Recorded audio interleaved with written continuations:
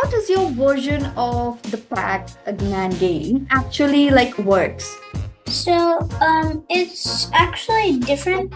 Instead of being on like an arcade screen, it's on this tiny computer called a Microbit, which has 25 LEDs on it.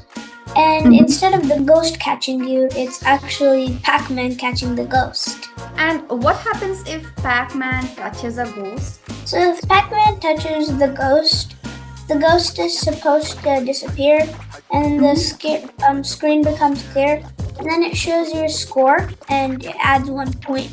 What was the hardest part of making this game?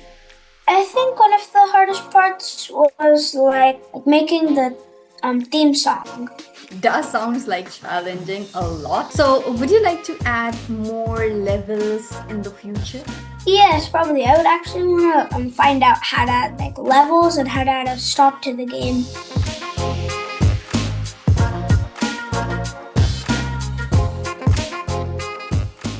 Hello, everyone, and welcome to today's episode of our Young Innovators Podcast, where we showcase amazing projects made by creative young minds. Today, we have something super fun for all the retro gaming fans out there, the classic Pac-Man game, reimagined by one of our talented creators.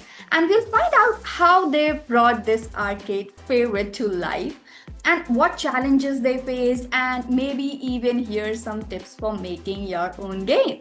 So grab your virtual joystick because we are about to dive into the world of Pac-Man.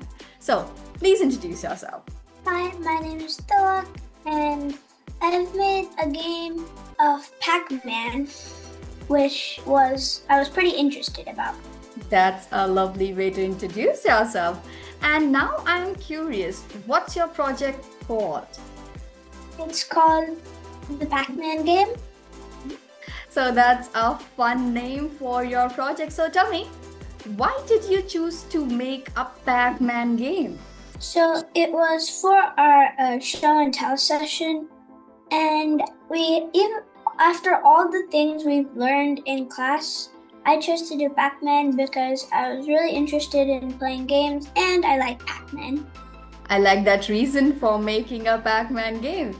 So, how does your version of the Pac-Man game actually works? It's actually different. Instead of being on like an arcade screen, it's on this tiny computer called a Microbit, which has 25 LEDs on it. And instead of the ghost catching you, it's actually Pac-Man catching the ghost. So that's a clear way to explain how it works. And what tools or softwares did you use to make it? I used Microsoft MakeCode, which is a platform to code on the Microbit, and I used my real Microbit to test it if it works. So those are some solid tools you used. So how did you move Pac-Man in your game? So I used a part of the code. If I tilted the screen, Pac-Man would move around wherever I tilted it. So that's a neat way to control him. And what happens if Pac-Man touches a ghost? So if Pac-Man touches the ghost is supposed to disappear, and the screen becomes clear, and then it shows your score, and it adds 1 point. So that makes the game exciting. So how do you win in your Pac-Man game? So there's pretty much no winning. You just gain points until the limit, which I actually don't know. I'm on the computer. I think probably in the millions it would be an overload, but on the real Microbit, it would probably go forever. So winning that way sounds fun. And did you make any changes from the original Pac-Man? Yes. So as I already said, instead of the ghost catching you, it's actually Pac-Man catching the ghost. And those little white orbs that Pac-Man's supposed to eat, those are not in the game. Neither is the maze. And the music, instead of the original background music, it's more of a piano played. So those are some interesting changes you made. So what was the hardest part of making this game? I think one of the hardest parts was like actually finding the like making the theme song. It's because I was actually frustrated on how to put in the music. I know I could use like the music blocks, but I just couldn't figure out how to do it. But then I realized that the music blocks use like piano keys and notes. So I searched up on YouTube for like a tutorial on how to make the Pac-Man theme song on a piano, and I used that tutorial to make it on the computer. Yeah, okay, so that does sounds like challenging a lot. And so, what was the most fun part of making it? The probably the most fun part was, of course, making the music, because actually I had not worked with the music box a lot, so it was pretty new to me and really fun.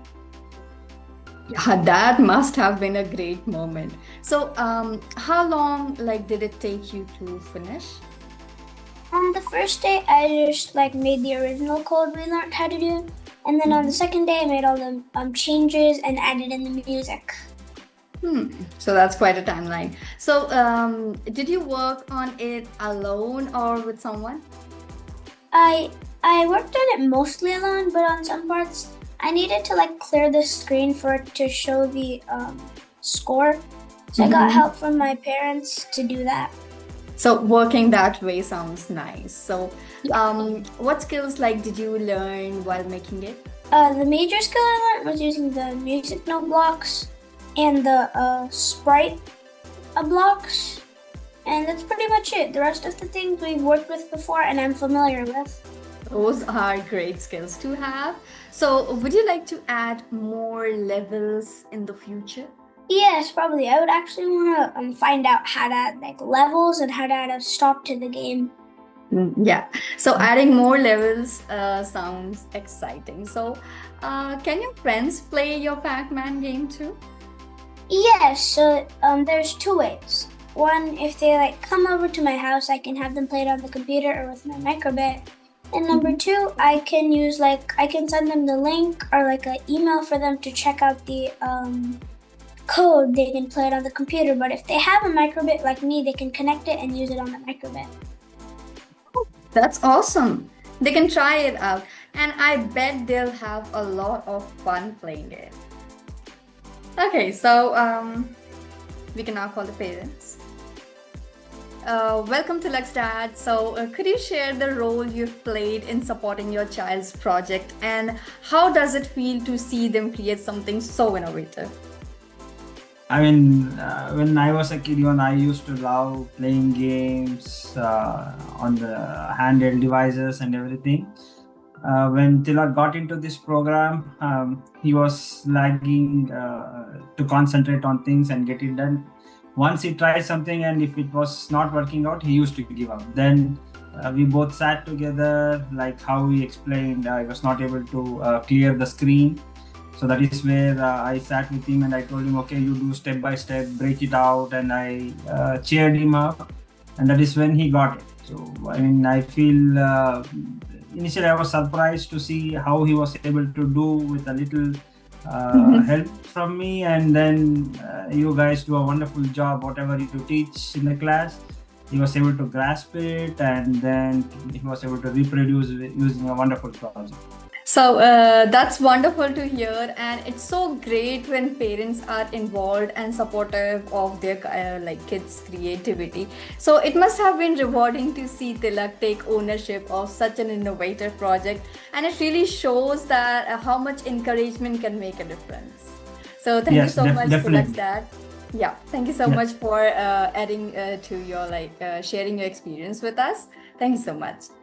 Okay, thank you. Take care. Wow, what a fantastic look into the Pac-Man game. So from dodging ghosts to goblin pellets, it's amazing to see how much fun and even learning can come from one project. So a big thank you to our guests for sharing their creativity and passion with us today. And thank you to our listeners for joining us. So until next time, Keep playing, keep creating, and keep chasing those high scores.